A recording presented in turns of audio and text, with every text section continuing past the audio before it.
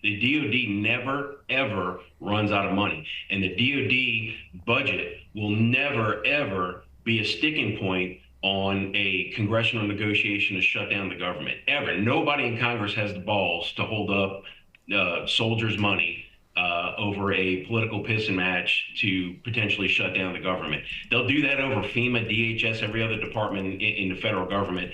None of them will run for re-election being able to say that they held up military money over a political fight. So that's another reason. And I get people telling me, yeah, but the Pentagon fails audits all the time. I'm like, good. That's exactly who you want. That drunken, if there's anywhere you want it in government, that drunken sailor spending mentality, you want it after a disaster. Let's go.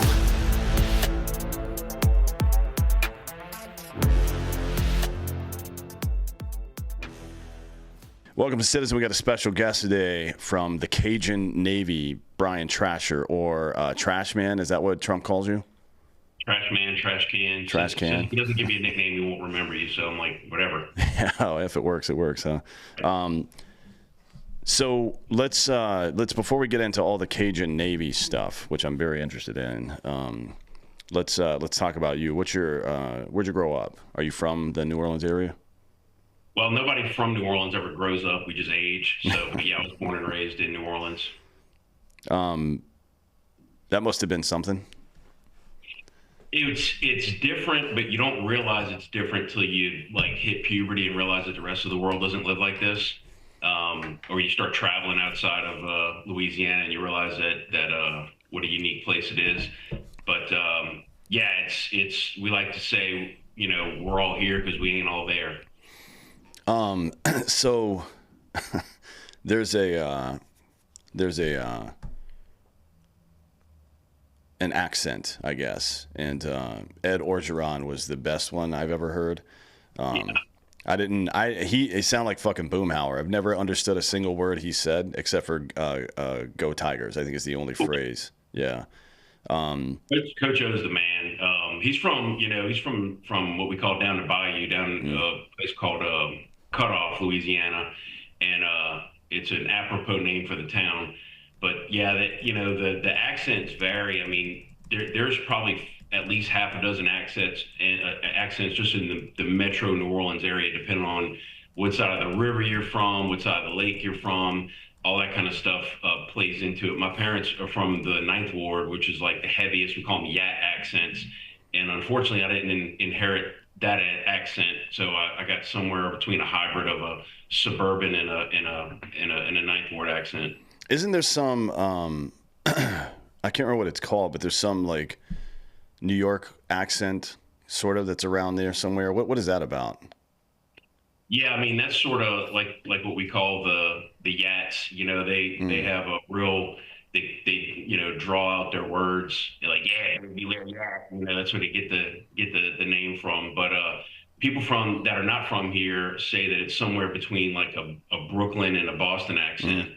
And like I said, my parents have it. I think I lost a little bit of mine when I went off to college and stuff, but it comes out when I'm yelling at an LSU game or a few drinks in. And what was it like growing up there? I mean, you say you don't really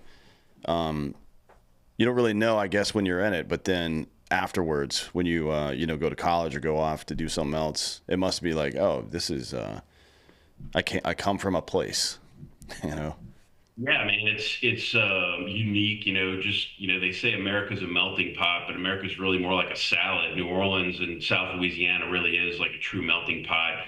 All the background started off with the French and Spanish cultures, and then blended in some English in there, and then sort of just melded into everything else. You grow up eating a lot of what you catch, and you go from we always say we have 4 seasons: crawfish, crab, football, and Christmas. One season just rolls right into the next, and you got the holidays. Then you're rolling into Mardi Gras season, which we just wrapped up. Now we're in Lent, is when we're all supposed to be behaving, which doesn't usually work out. And then we go into what we call festival season, where you have French Quarter Fest, Jazz Fest. Then you get into summer, and then you're back into football season again. So you go to other places, and people don't walk around with cocktails in their hand, or you can't buy a bottle of Jack Daniels at the gas station and walk out and start drinking it right away. And the food, it tastes obviously a lot different here. I don't order seafood when I'm outside of the deep south. It's just a trust issue. Yeah. Yeah. Well, it used to be a pretty solid rule to not eat seafood more than 3 hours from the coast. But now, I guess people freeze it or whatever. Whatever. Yeah, I agree with you. I don't like inland seafood that much, but let's get into some of the other stuff. So you went to LSU, and then what happened after that? Well, I went. Back when I was at LSU, I started to get real involved in the political scene, interned for some congressmen, a governor, things like that. And at that time, when I was still young and idealistic, I thought maybe I want to run for office one day. And then I caught a rash of realism, which appears to be incurable. And I realized that I was a lot better at being the guy behind the guy. And so I went into more of a government relations role. And I've been doing that going on 28 years now. And I can sort of transition to that, how I got involved with the Cajun Navy. But back in the first Trump administration, I was doing some work where I got sent to Cuba a few times, and I just come back from Cuba, and I was out in San Diego, California. I was about to go do a hit on OAN about Cuba. They had just changed. Raul Castro just stepped down, and the new president had stepped up. And at that time, Hurricane Harvey was hitting Texas, so they were going to bump me till the next day, which wasn't a problem. They're like, "Oh, hey, you went through Katrina. You want to just come on and talk about, the hurricane?" I'm like, "Yeah, sure, I'll wing it." And they kind of inadvertently asked me about the Red Cross during the interview, and I just being me, I just kind of started going off like, "Hey, don't give you money to the Red Cross. They got too much overhead. And they got a group called the Cajun Navy that's, as we speak, hitching up their boats to their trucks and going out there and rescuing people off of roofs." And when I got home, somebody from, I think, Louisiana Red Cross office might have seen the interview, and I had a message at my office. So I thought I was in trouble, but really they were just letting me know that, hey, we have a relationship with the Cajun Navy. We want to introduce you to a guy, and that's Todd Terrell, a guy that the founder and president of the United Cajun Navy. And they set up a dinner with us, and we started talking, and he decided he was keeping me. It's been 7 years, and now I'm the vice president of the organization, and we've grown substantially since then. What can you tell me about how that whole, the Cajun Navy got started in the first place? Certainly, the American people, I say this all the time because it's happened not just here in the United States, but all over the globe. The American people seem to be the most generous cohort of human beings that exist, regardless of what government gets involved in or doesn't. Whether there's, and you can track this back for decades, but the first time that it really stood out to me in a meaningful way was the tsunamis in Indonesia, and how the largest contributor to that relief effort that wasn't a government entity, wasn't some NGO. It was American citizens raising money on their own to send money over there. So that's it seems to be just kind of part of our national identity to do stuff like that. So it's not surprising an organization like Cajun Navy would stand up, or I work with Save Our Allies, who extracted all the people out of Afghanistan and Congo and a bunch of other places. It just seems to be kind of part of the national identity. So it's not surprising. I'm just curious, what it was that actually spurred all this stuff. Yeah, and you're right. I mean, American people are not a big fan of paying taxes, but they'll open up their wallets when they see people suffering, and bestow a lot of blessings on people if they know it's going to actually help people in need. And that's the thing that strikes me the most since I've joined this organization, is we see the worst of what Mother Nature has to offer, but conversely, we see the best of what humanity has to offer, the way people respond and step up to help their fellow citizens. The term Cajun Navy really can be traced all the way back to the late 1960s, when Hurricane Betsy hit New Orleans and flooded the city, much like the way it did in Katrina.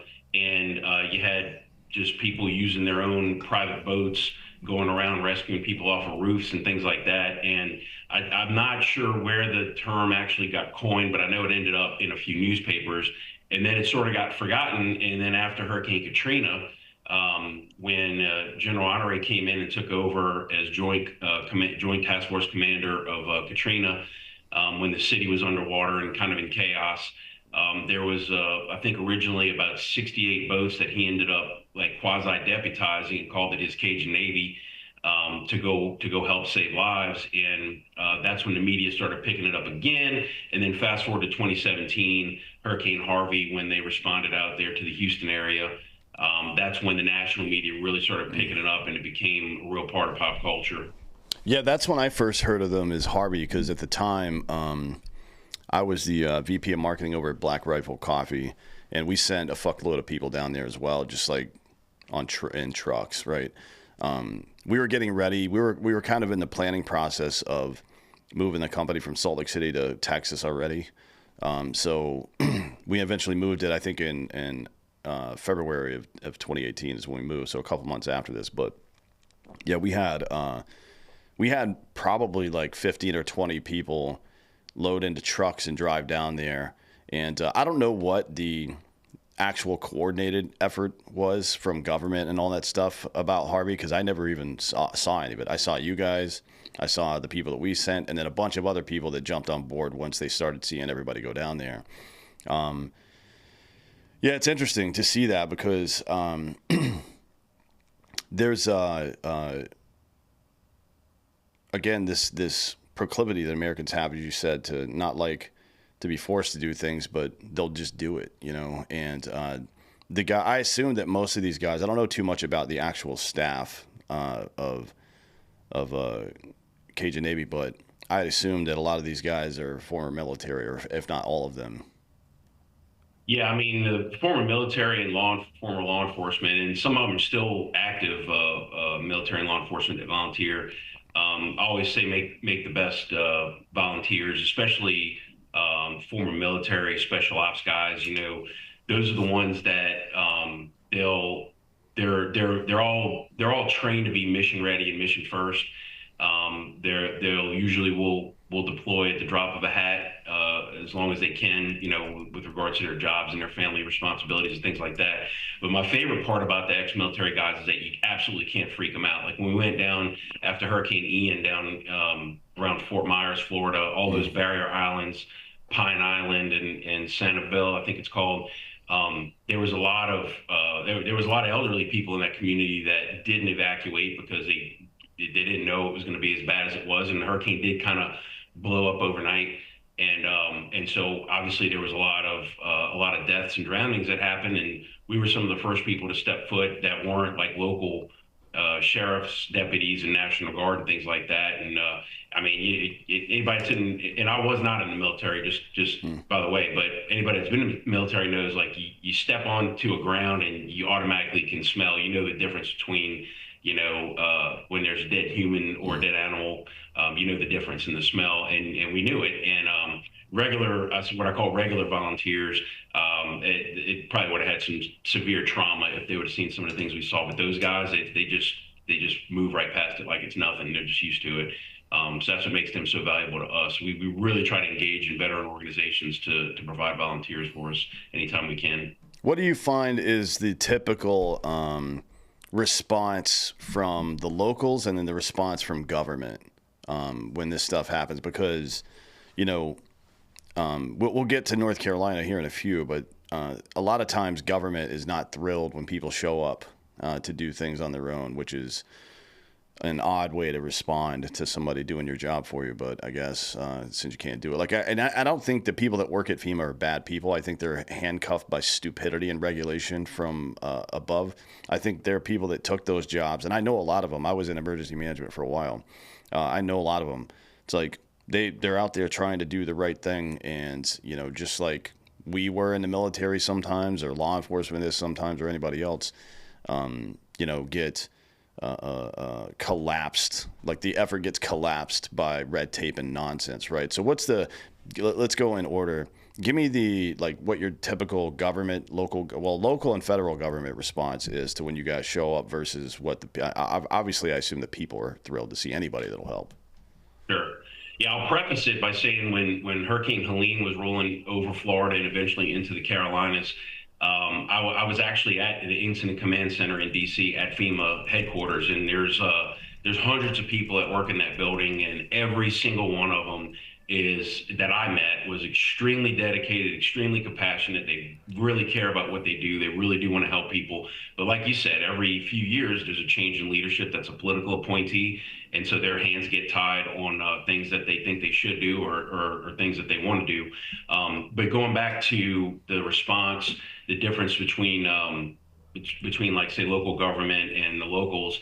And I'm happy to play devil's advocate on this because I know that like say you're a local sheriff or a police chief, right? And you got this catastrophe on your hands. You don't know how many of your citizens are dead. You can't find half your deputies. You know, fire and EMS, your 911 system's down. It's really just chaotic, and you're stressed out. And all of a sudden, these coon asses show up, and they're like, "Hey, we're going to go out and in your county or in your city, and we're going to go start, these operations." Well, on one hand, they're happy to have the help, but on the other hand, they're rightly going to be suspicious. You want to make sure these aren't looters, these aren't some kind of, organized criminal organization or somebody that's going to harm their community. Which is why when I came into the organization, it's one of the things that I sort of brought into it was, blue skies versus gray skies operation. In blue skies, we go out and we try to proactively meet with police chiefs, sheriffs, mayors, emergency managers, just introduce ourselves, give them a little bit of background on how we operate, make sure they have everybody's phone number. We show them how we background check and badge people and all that kind of stuff. And it just really softens the ground. So that way, when something does happen and we do show up, they know who we are, and they don't have to worry as much. Sometimes you still get some local leaders that just don't want anybody coming in their town.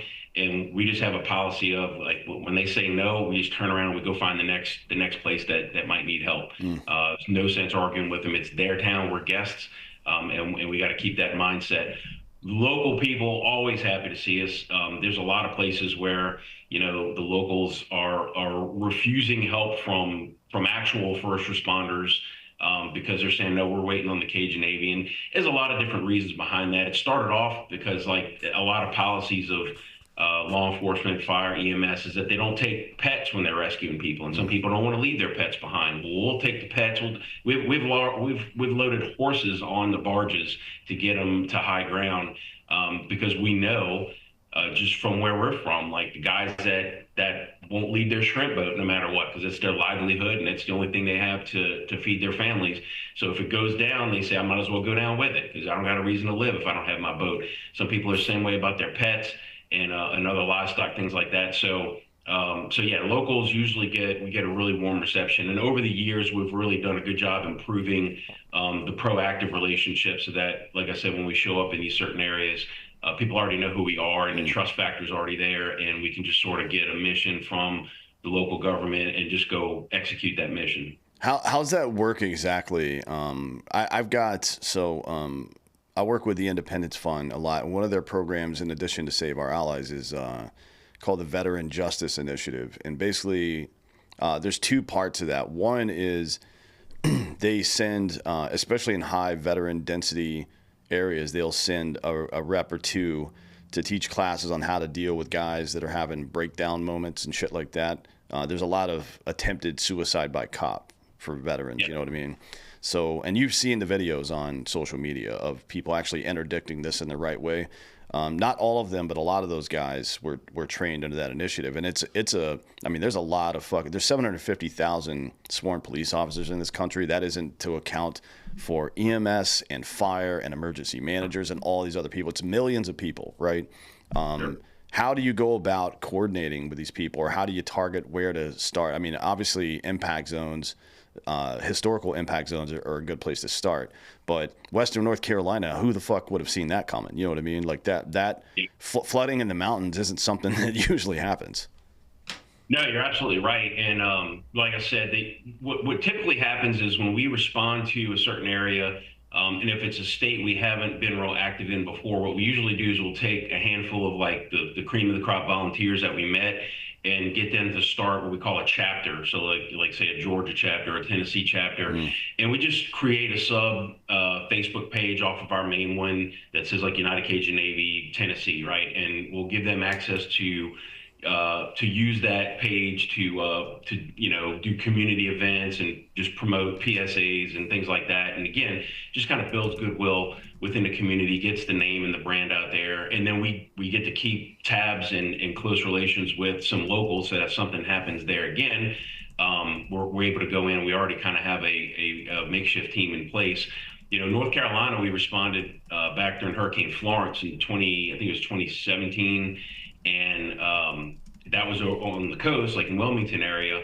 But so when Helene moved into the Western North Carolina, we didn't have a presence over there, but we had some people from the coastal area that were able to meet us over there in Asheville, and at least get things kicked off before we could really recruit some good volunteers. Yeah, I like you said, I don't think anybody saw it coming. We have our own in-house chief meteorologist, a guy named Jeff George.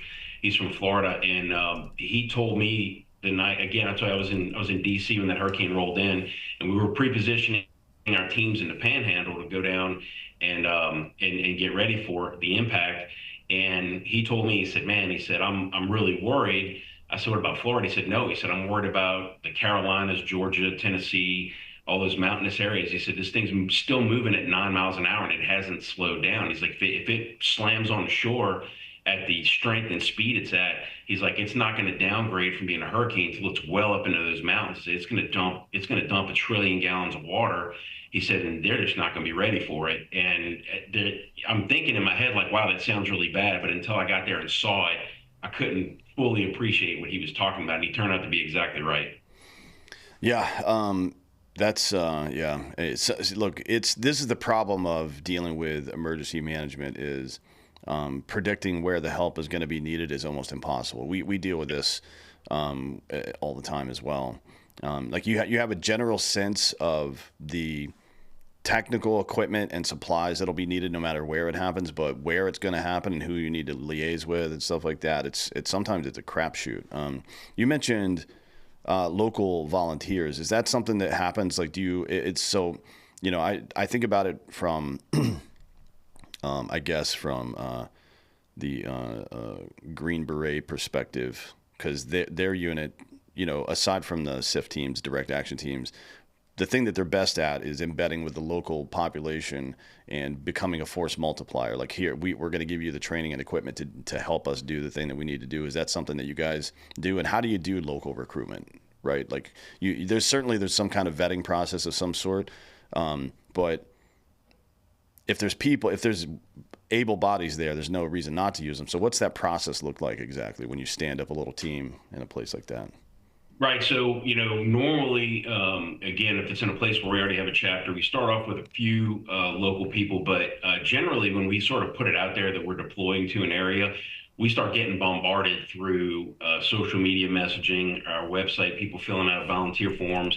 And we got to get better at streamlining that. We're working on implementing some AI and some other technology that's going to help us be better at sort of gathering all that information and putting it into an actual dispatching system. And like you said, yeah, we have we have a vetting system, we have a background check system.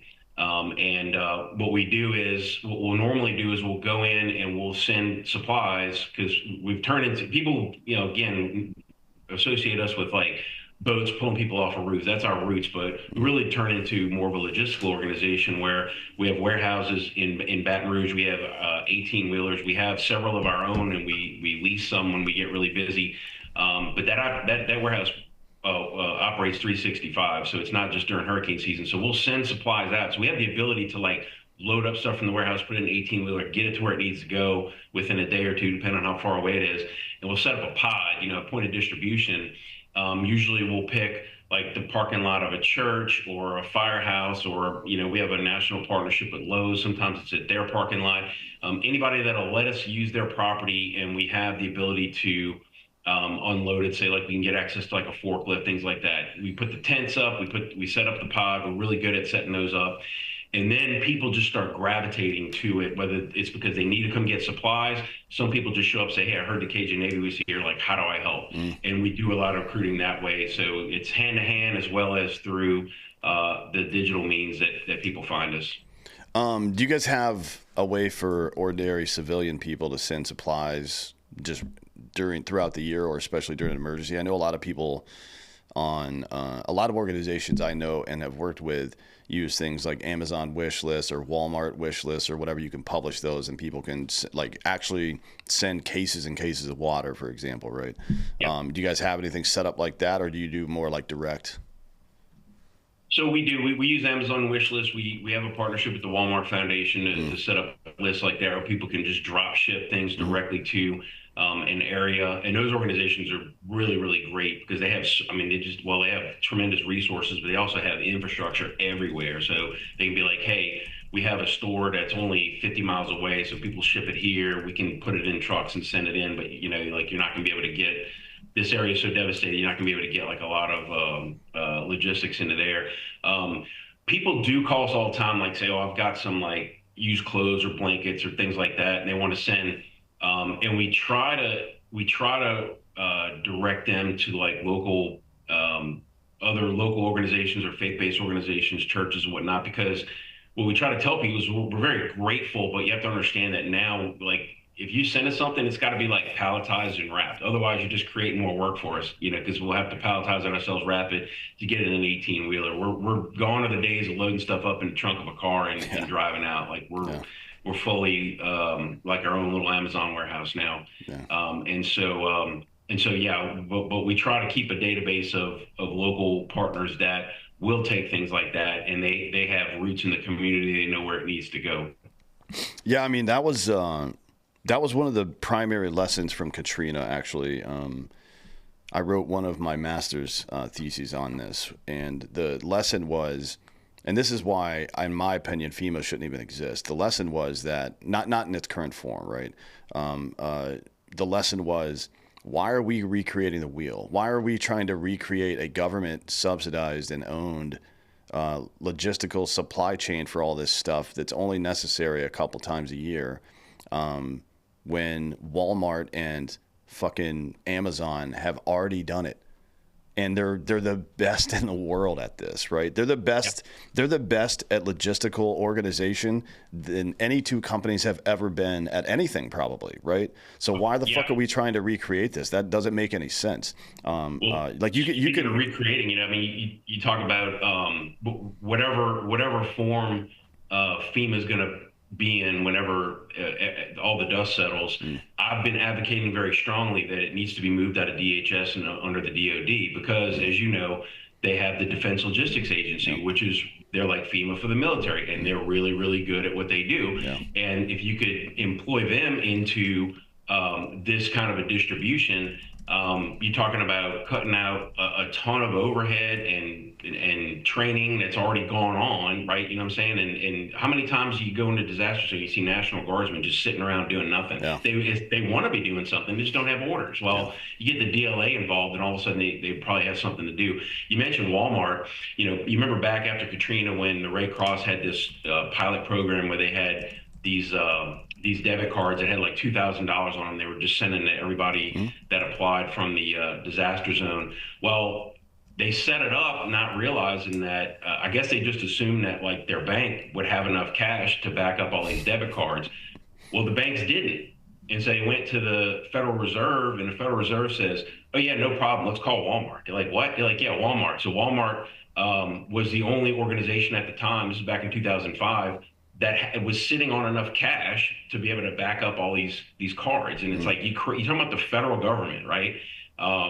Walmart's the only one that had enough cash to do it. Yeah. So crazy. Yeah, you're right. That like these we're reinventing the wheel for these private corporations that have that already know how to do it. And Walmart didn't even, when they told them what they needed, like $2 billion in cash, Walmart didn't even blink. They're like, yeah, no problem. Yeah, it's like one that is precisely true. Like FEMA as an organization, I agree, should be under DoD, and it should be a couple hundred employees maybe that are experts in emergency management or logistics, one of those two things, and they should be reaching out to the private sector to leverage their ability to do things that already exist. There's no reason to recreate this.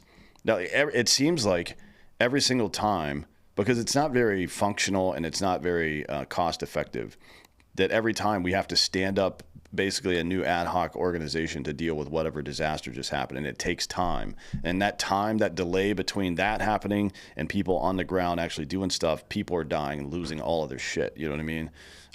And then, the other part of that is that DLA is it's under a common command as the Army Corps of Engineer. And getting them involved at the earliest possible opportunity in any of this stuff with their resources is so important, especially in Katrina where levees are failing and stuff like that. In the early parts of that, before the levees actually failed, Army Corps of Engineer was telling everybody, hey, these things are going to fucking go. You got to get these people out of here. And nobody would fucking listen. I mean, some people listened and left on their own, but the like school buses that the mayor was not using to get people out of town and all this other stuff was going on. They didn't have air conditioning on them. Yeah. I mean, it's just it's so wild. That guy went to jail, by the way. Yeah, finally. It's so wild. And then, again, the resources that the DoD has to be able to, like, this can all happen within the course of an hour or two. Governor requests a declaration of emergency. It happens. National Guard under Title 10 authority shows up, and they've got the resources of DLA, of the Army Corps of Engineers, everybody else, right? I mean, immediately. This can happen within a single half of a day. All this stuff can be put into motion. And for some reason, we haven't gotten it right yet. Like we all know, everybody that works in emergency management knows that this is a possibility, that it can happen, and the system was literally designed for it to happen that way, but not once has it been executed correctly. Right. And on top of all that, the DoD never, ever runs out of money. And the DoD budget will never, ever be a sticking point on a congressional negotiation to shut down the government. Ever. Nobody in Congress has the balls to hold up soldiers' money over a political pissing match to potentially shut down the government. They'll do that over FEMA, DHS, every other department in the federal government. None of them will run for re-election being able to say that they held up military money over a political fight. So that's another reason. And I get people telling me, yeah, but the Pentagon fails audits all the time. I'm like, good. That's exactly who you want. That drunken, if there's anywhere you want it in government, that drunken sailor spending mentality, you want it after a disaster. You cannot throw enough money at it fast enough, because like you said, to your point, they're while the 800-pound gorilla is trying to wake up and wipe the sleep out of its eyes, people are dying. People who have diabetes don't have insulin. People who are on dialysis are dying. People who need oxygen, all this other kind of stuff. People are dying. Baby formula, you name it.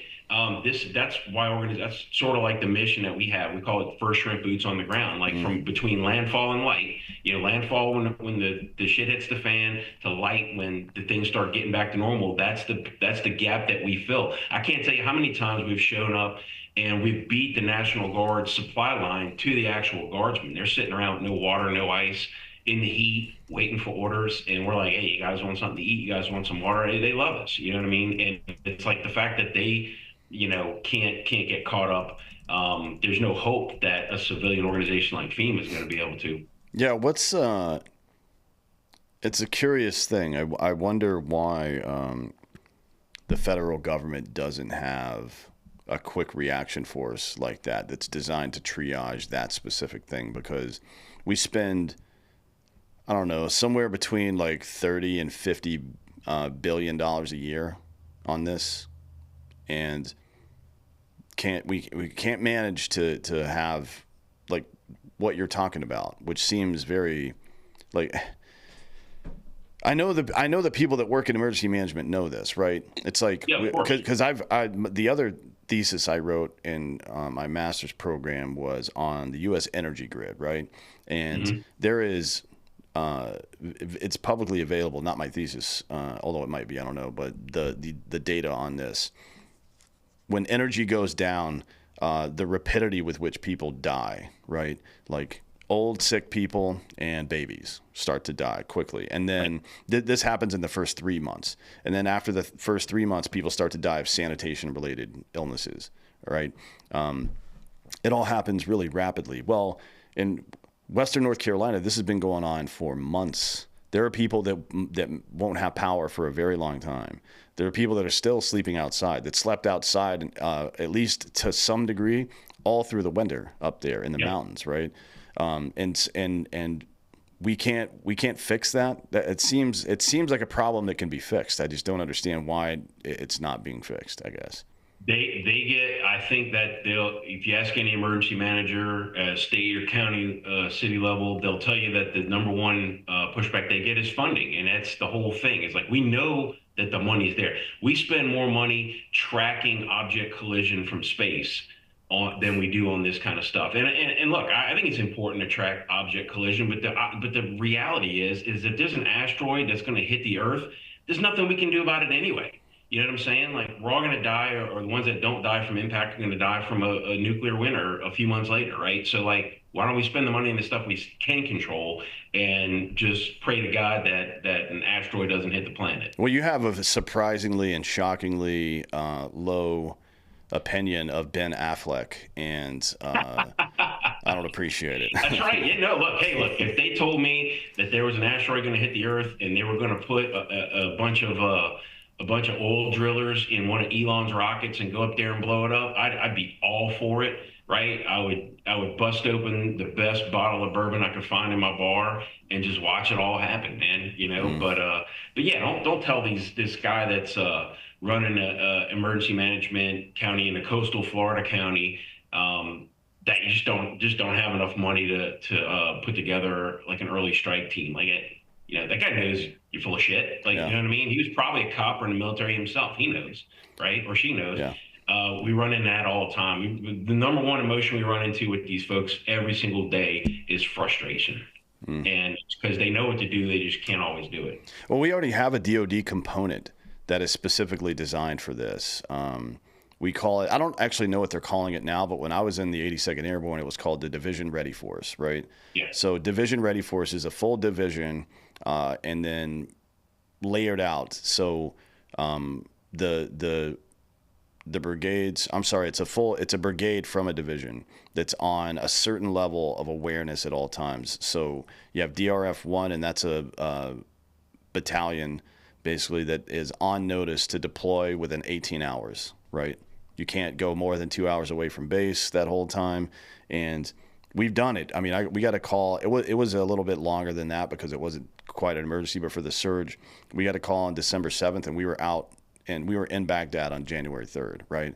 So it can happen that fast. If we can get to Baghdad in a couple of days, I feel like we can get to Florida, right? And all these units are on the East Coast too. So it's 18th Airborne Corps that does it. It's 10th Mountain in New York, 3rd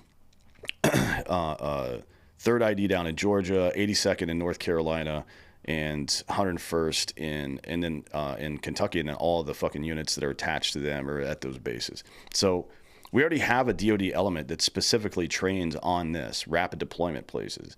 The fact that we're not using them, and the 82nd did eventually go down to Hurricane Katrina, but not in this capacity. I mean, they should have been deployed immediately. They should have been the first people deployed. If you've got that asset, why not use it? And it's already paid for, by the way. Like, this isn't like going from Title 32 to Title 10 where you're shifting from state funding to federal funding and you've got to do the accounting. No, these people are already on the clock.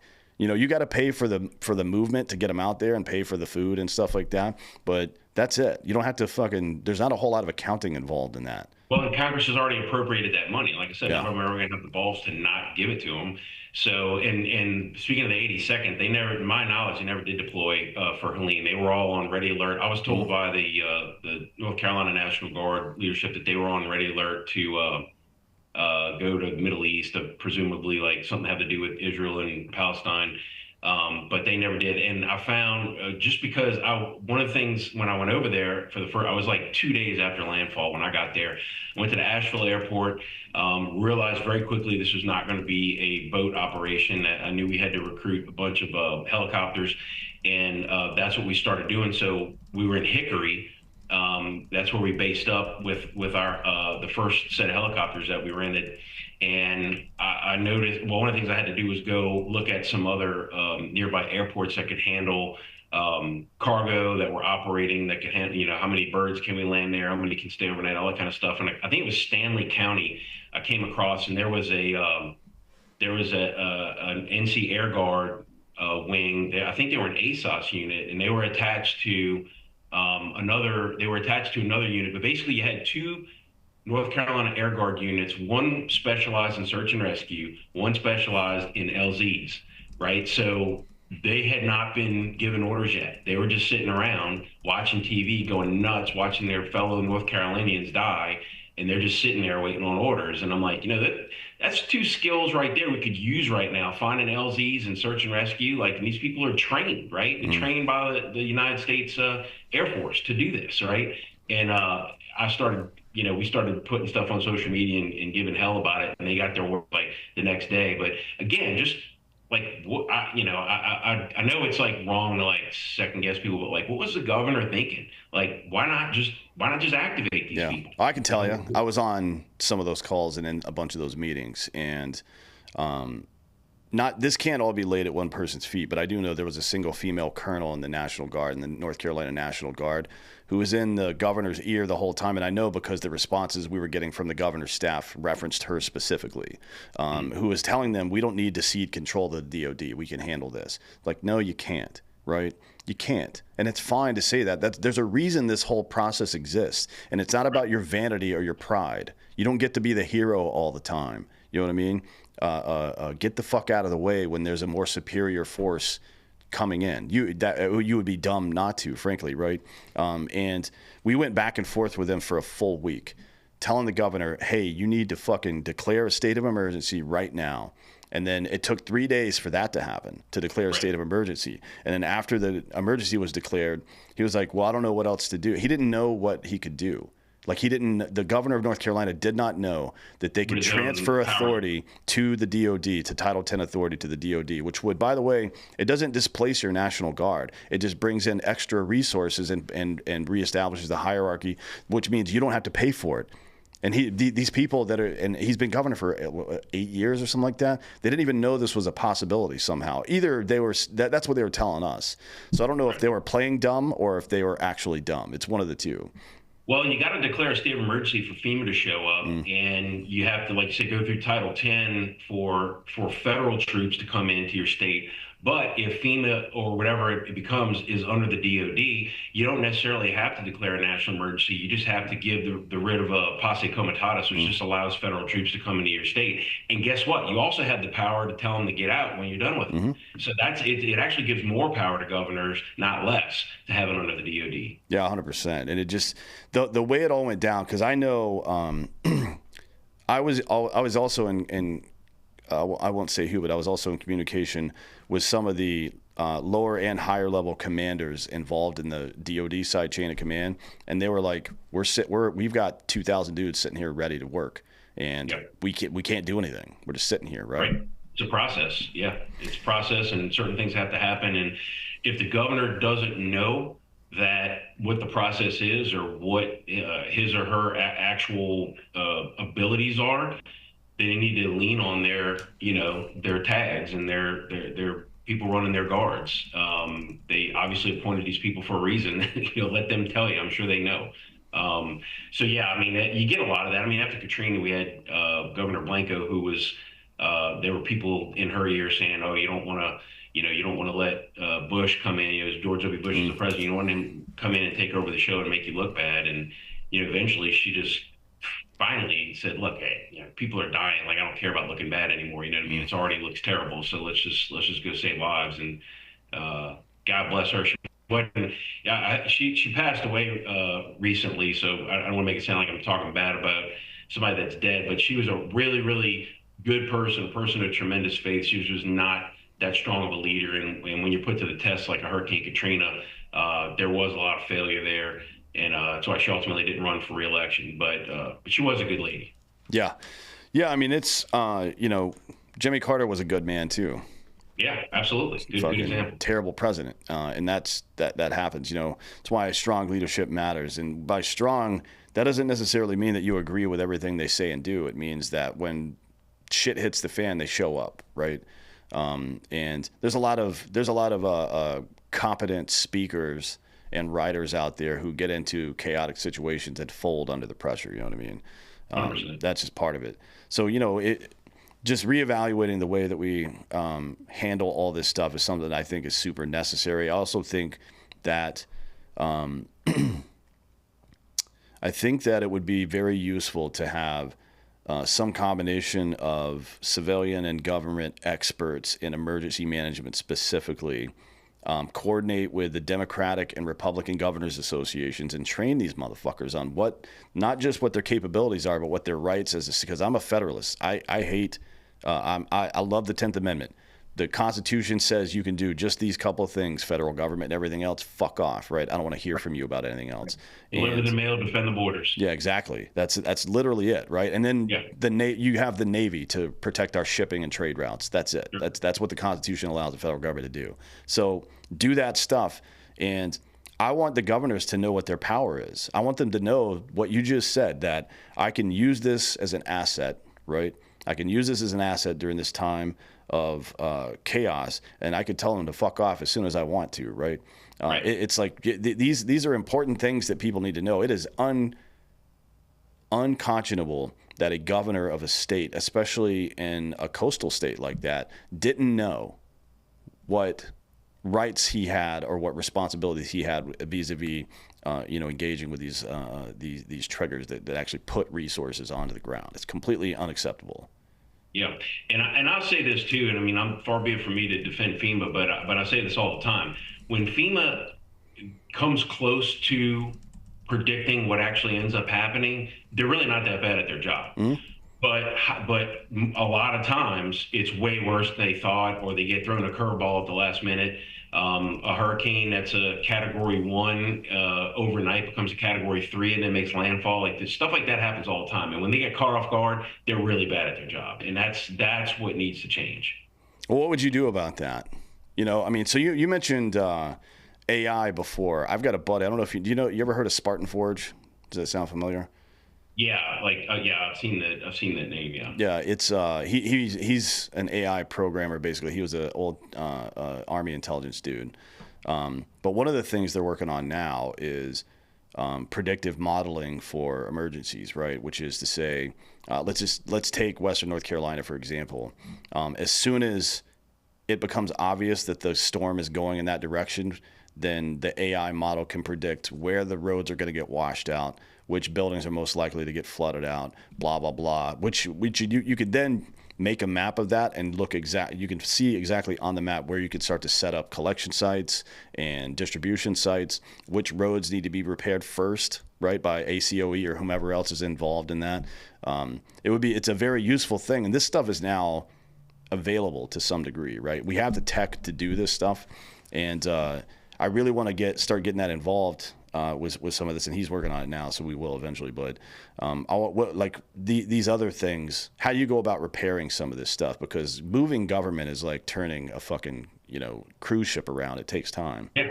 Yeah. I mean, I still like to believe that they have the best intentions. They just, again, it's the 800-pound gorilla. You got to wake it up and get the sleep out of its eyes and get it moving and stretched, and then but again, by then it's too late. So that's why we always feel like we need to be there. We can deploy we deployed for the LA wildfires, and we're all the way in Louisiana. We deployed deployed over there within like 72 hours and had all kind of supplies and things like that at the Dream Center in LA. And we're just a tiny nonprofit, right? If we can do it, anybody can. But yeah, you mentioned predictive modeling, and I think that's the way of the future. Like, and they have to really think outside of the box, not just, and that's why we invested in getting more into the weather. We partner with Barron Weather. We have basically our own weather tracking software, the same one that TV stations use all over the country to look at. They take data from the National Weather Service and create their own models, things like that. We've made relationships with storm chasers. These guys have taught us all kind of stuff about how to predict where the impact's really going to be and how bad it's going to be. And not just from a safety standpoint, but from a response standpoint, it's made us better. But you got to look at other factors, like, for instance, Western North Carolina. Okay, what is your population? What's the demographic breakdown by gender, by age, income levels? Because people that are living more in poverty end up getting, doing the worst in a natural disaster. You can look at like your health records, like how many, what's the population that you think is, like I said, on dialysis or oxygen. You can get that just from, like, if they're on Medicaid, you know exactly what kind of services and equipment they're getting. So you can get the data from there. I think you could look at like what's the propensity for certain populations to vote. Like if people don't vote a lot, they probably don't leave the house a lot, right? So you like start there and say, okay, these people are probably going to be holed up in their house and they're not going to evacuate no matter what. They don't even go out to vote when it comes time, you know. So there's a lot of factors you can put into an AI model. And people way smarter than me can come up with, I think, a really good system and run these. I mean, they do it in battle all the time. What was it called? Force depletion reports, Yep. where you run a model basically before you send troops in to figure out how many you might lose in the first and second wave. Yep. Kind of similar like that.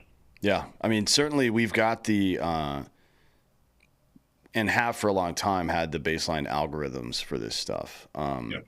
It's like I've heard this speech a million times on a combat mass tactical airborne jump. We expect to lose 25% of people. That's just the way it is. Not dead necessarily, but broken legs, whatever the fuck else, right? Some people getting shot, some people get blown up. Yeah, it definitely exists already. So these are all things that, you know, good leadership would like is proactive. You go out like, hey, here's some problems we have. You guys tell me what you think about trying to fix them, right? And then here, like the next step is the red cell. What problems might pop up in the future that we haven't even thought of yet, and how do we deal with those? Western North Carolina is a good example of that. I mean, we just were completely flat-footed on this, not just in the initial response, but it's still fucked up there. Can you tell me about your guys' experience for there? years, for sure. Yeah. You know, you can put thermal drones up, like you talked about, like testing your infrastructure. You put thermal drones up and use photogrammetry to see if there's any like faults or weaknesses in roads and bridges and things like that. And then when you start plugging in how bad you think this event's going to be, you know, the hydrokinetic force of the water coming down the mountains over there in Western North Carolina was clocked at over 150 miles an hour. So you figure water moving 150 miles an hour is way worse than any wind damage you'll ever have, sometimes even in the tornado situation. So like a lot of those houses are built out of wood, right? A lot of those roads were built in the after World War II, you know? So like you can really do a stress test and see like where do you think the weak spots are, and that's where you really need to start your search and rescue, maybe even post up some supply venues and things like that in advance. Yeah, for sure. These are all things that, you know, these are conversations that to some degree happen after every emergency. And sure. Postmortem. It's a bunch of geniuses in the postmortem meetings. I sit in them all the time. Yeah, yeah. Hopefully, with the way things have been changing recently, we can actually get something made permanent. Because again, not just North Carolina but California as well. The fires there. Yeah.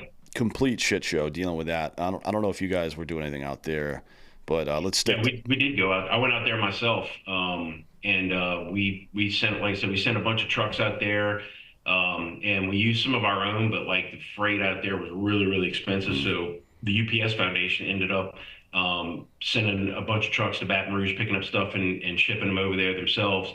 And then we had volunteers on the other end waiting and distributing, and it was really bad. And again, that's another example of like local leadership failures being just as bad as the disaster. And that played out on national TV. So I don't even have to go in and opine on that with regards to what went wrong there.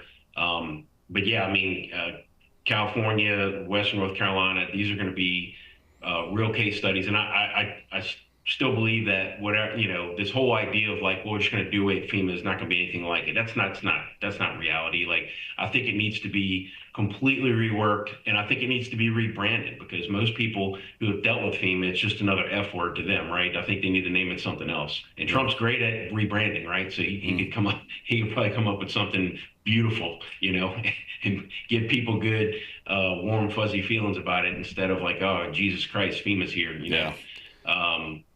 So yeah, a lot of times they make things worse, and we got to get rid of that legacy. Yeah, I mean, just being being the group that's supposed to be in charge and not actually being in charge fucks up more than even getting it wrong, to be honest. Yeah. You know what I mean? You're just like in the way. What was it like? So you guys were in North Carolina pretty early and stayed there for a while.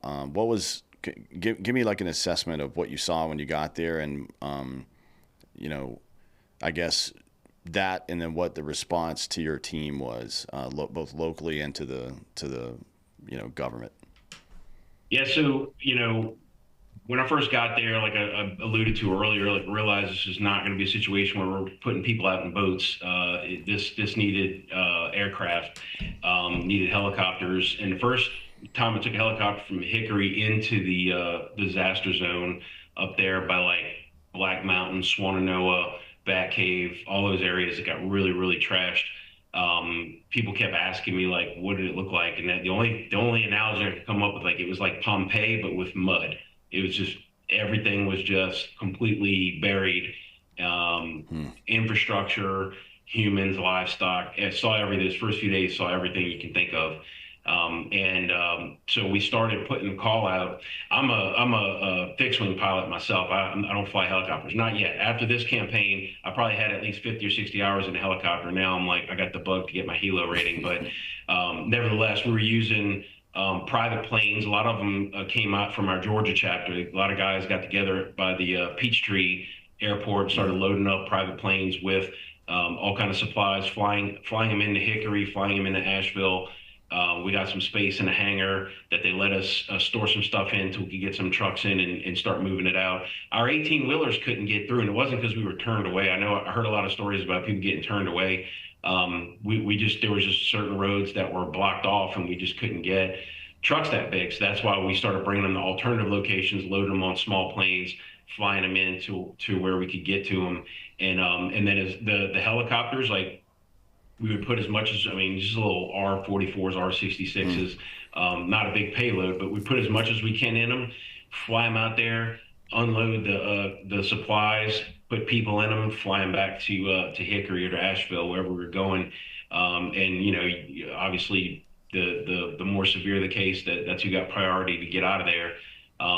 We did, for the most part, especially out in those rural counties, the local police and sheriff, fire, they were all super glad to see us. We did meet the governor once. He flew into a school we were posted up at. Our first pod was at a shoot, I forget the name of the college, in Excel College in Black Mountain. Yeah. And he actually flew in and landed and came out and shook everybody's hand and left. But he thanked us for being there and said he appreciated what we were doing and all that. We heard about other groups, and again, that's sort of like we heard about other groups getting stopped, and that's sort of like a testament to like the proactive blue sky work we do. And then of course the Cajun Navy brand just blowing up the way it did, that when people hear and they know who we are, it's more welcoming than it used to be. Yeah, that's awesome. That's certainly a lot of the people, like, these conspiracy theories pop up, like why are government Blackhawks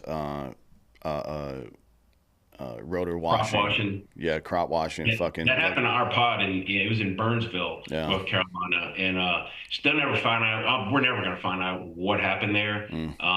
But it pissed us off. Let's put it that way, because I think it was avoidable. If it was a mistake, I think that, first of all, those Black Hawk pilots usually not that green. You know what I mean? Like, those guys are really well trained, but just sort of the maneuvers he was making didn't seem like he was trying to overcorrect. It seemed like he was trying to,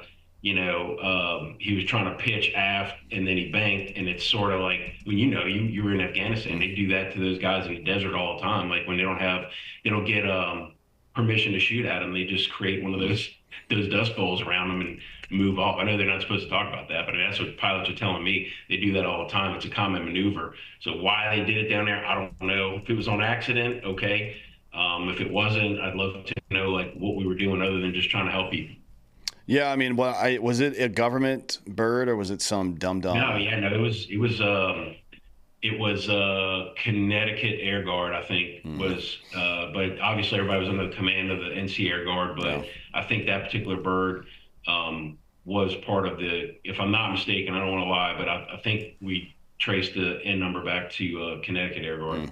Yeah, well, I mean, just from my personal experience, the Air Guard people, I've been on a jump in a C-130 with them before from Nevada, actually, and they do use it to get their hours a lot for us to come do our jumps. Obviously, this is a disaster relief thing, but the one that I was on, everybody was puking because the plane was doing this. Like it would slow down. Like you got to slow down Right. to like 130 knots or below, basically, for jumpers to get out the door. But he's cruising at 160 and then loses altitude, comes back up, blah, blah, blah, doing this. And everyone's like, what the fuck? So there is a possibility that it was just incompetence. I usually tend to lean towards incompetence over malice in most cases because there are a lot of dumb motherfuckers out there.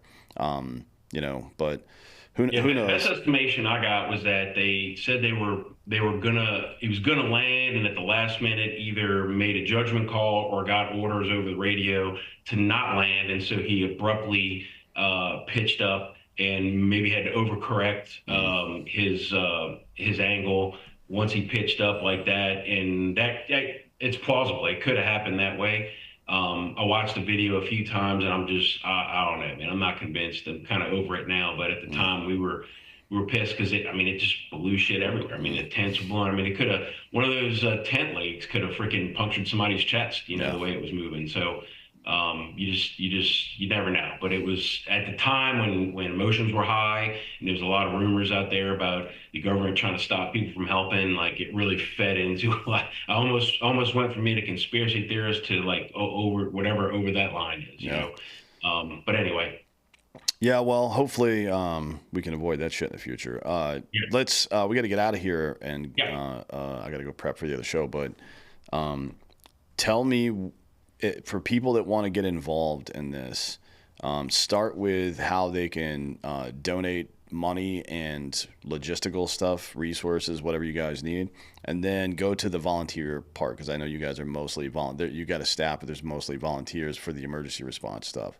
So what kind of person you're looking for? What kind of qualifications they should have? Are you looking for pilots and truck drivers, or is it depending on the situation? Give me all that stuff. Yeah, I mean, we use truck drivers all year long. Pilots we're usually just using for certain types of missions and when we're deployed for an actual disaster. But, you can find us on all the big socials. The one we're most active on is Facebook. We got almost 500,000 followers on that page, and you can reach out via message on that. We try to have volunteers monitoring those messages, so don't get angry if they take a while to get back to you. But you can go to www.unitedcajunnavy.org, and on that website there's a donate function, there is a volunteer sign-up function, and you can sort of list what your skills and capabilities are. And we try not to turn away anybody.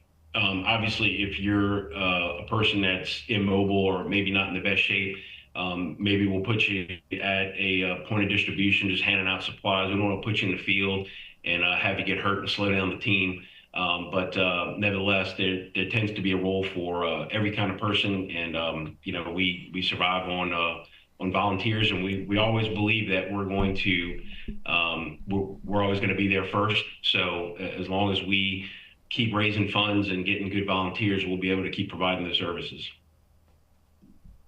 Well, that's great. I appreciate what you guys do out there. This is always the balance, and there's always balance in nature. Nature finds balance, and you like whether it's fusion versus gravity holding a star together, or the relationship between the individual effort and actually keeping your liberty. That's typically how it works, right? The more effort that you as an individual put into your country, the more of your liberty you get to keep, because you don't have to outsource to the fucking government, who is always going to take advantage of you. Now we've got partners in government, and I appreciate their help, but we want to keep that as small as possible and do this stuff. So I appreciate groups like yours that actually put your money where your fucking mouth is. And people ask us all the time, like, why do you do this? And for most of it stems back to Hurricane Katrina. We got hit really hard. We got basically left to die. There was no real coordinated effort to come help. And so we just started picking up and saying, you know what, we're going to do this ourselves. And so when we started seeing it happen, our fellow citizens in other states, we go over there and say, hey, look, nobody's coming to help you, at least not anytime soon. So we're here to help. And when the cavalry does get here, we will gladly pass the baton and go back home. But until then, hopefully the first T-shirt that people see when they're in a disaster is a United Cajun Navy T-shirt. Oh yeah, well thanks for coming today, man. I appreciate it. Yep, appreciate you having us. Yeah, and we'll do it again sometime where you're going to be on Drinking Bros as well. That'll be a fun one. Does sound fun. Yeah, that one's a little bit. It'll probably get wilder than this one did because I'm, on my own over here. But we'll see how it goes. At any rate, thank you for coming today. I really appreciate the time, and thank you all for listening. This has been Civic.